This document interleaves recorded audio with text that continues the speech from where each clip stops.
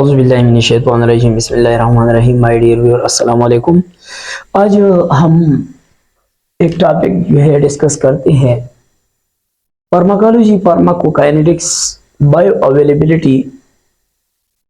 एक टॉपिक है फार्माकोलॉजी के फार्माकोकाइनेटिक्स ब्रांच में। Bio as the name indicate, bio का मतलब है लिविंग, यानी इसका मतलब है biology, biology. Availability, availability, availability means presence, an active stage, an active form। यानी बायो अवेलेबिलिटी का मतलब क्या है, या what is bio availability? So as the name indicates कि लिविंग ऑर्गेनिज्म में जब एक ड्रग्स दाखिल होती है तो ड्रग्स दाखिल होने के बाद, एब्जॉर्प्शन के बाद, ये सिस्टमिक सर्कुलेशन में पहुंचते ही जितना ये एक्टिव होता है या ये अपना एक्टिविटी लॉस करता है, इसको हम बायो अवेलेबिलिटी कहते हैं। यानी bio availability is defined as, हम इसको इस तरह डिफाइन करते हैं, the extent and rate of absorption of drug followed administration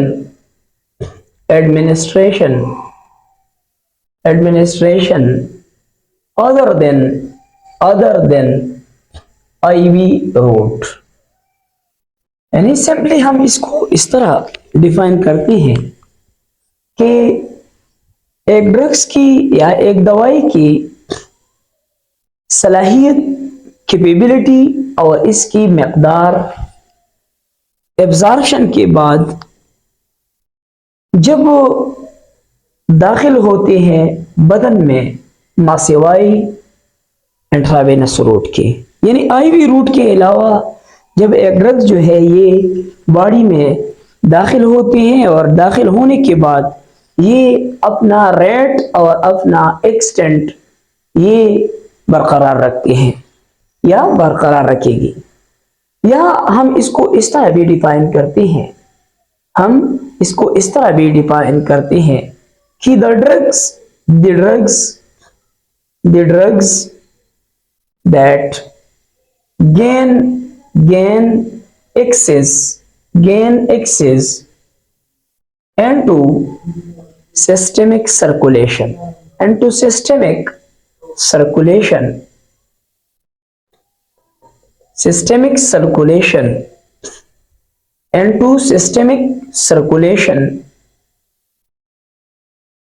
and chemically unchanged formed।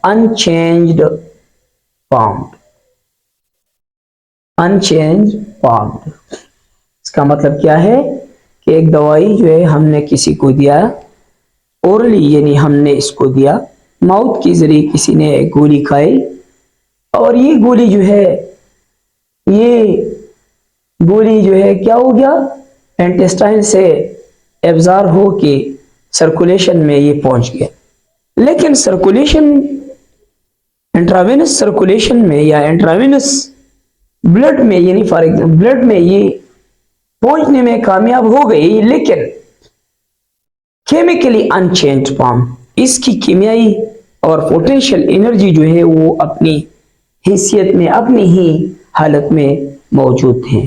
तो इसको हम क्या कहते हैं, बायो अवेलेबिलिटी। फॉर एग्जांपल हम एक मिसाल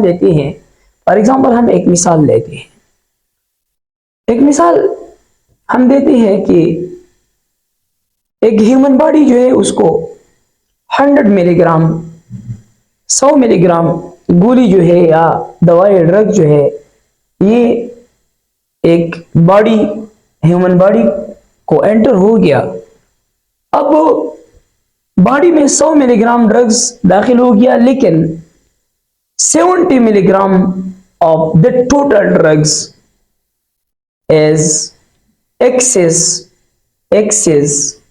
and unchanged formed। इस ड्रग्स का 70 मिलीग्राम हिस्सा जो है ये इसका केमिकल नेचर जो है ये तब्दील नहीं हो गया, तो इसको हम कहते हैं bio availability as 70 milligram of that drugs. Bio availability of a drug is 70 mg। इस ड्रग का बायो अवेलेबिलिटी 70 मिलीग्राम है। नाउ हम ये भी डिस्कस करते हैं कि फैक्टर्स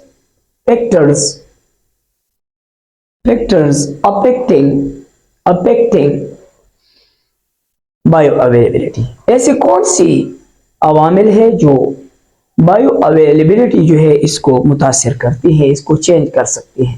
नंबर 1 जो है इसमें क्या है, रूट ऑफ ड्रग एडमिनिस्ट्रेशन।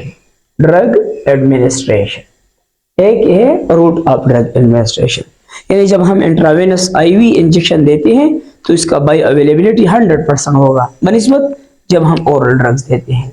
दूसरा, ऐसी कौन सी फैक्टर है जो एब्जॉर्प्शन को कम करती हैं, तो इसमें सॉल्युबिलिटी ऑफ ड्रग्स।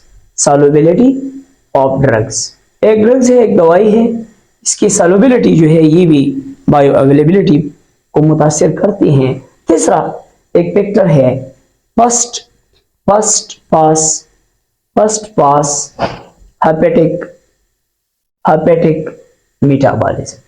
यानी नॉर्मली हम क्या करते हैं, जब एक दवाई इंसान खाता है ओरली, तो ये ड्रग्स जो है क्या करते हैं, ये इंटेस्टाइन से एब्जॉर्ब होके लीवर में जाता है। कहाँ जाता है, ये लीवर में जाता है। लीवर में इसका मेटाबॉलिज्म होते हैं, इसके बाद जो है ये सर्कुलेशन में जाते हैं। तो फर्स्ट हेपेटिक मेटाबॉलिज्म, जब एक ड्रग जो है ये लीवर से पास होती है तो इसमें जरूर उस ड्रग की बायो अवेलेबिलिटी में जरूर कोई ना कोई चेंजेस हो गया, और instability finally instability of drugs। कुछ ड्रग्स इस तरह होती है कि वो इंटेस्टाइन की पीएच मीडियम में या एसिडिक मीडियम में या अल्कलाइन मीडियम में वो क्या करती हैं, अनस्टेबल नहीं होगी। फॉर एग्जांपल पेनिसिलिन जी, ये अनस्टेबल होते हैं। तो ये था हमारा एक topic bio availability. Thank you so much for watching my video.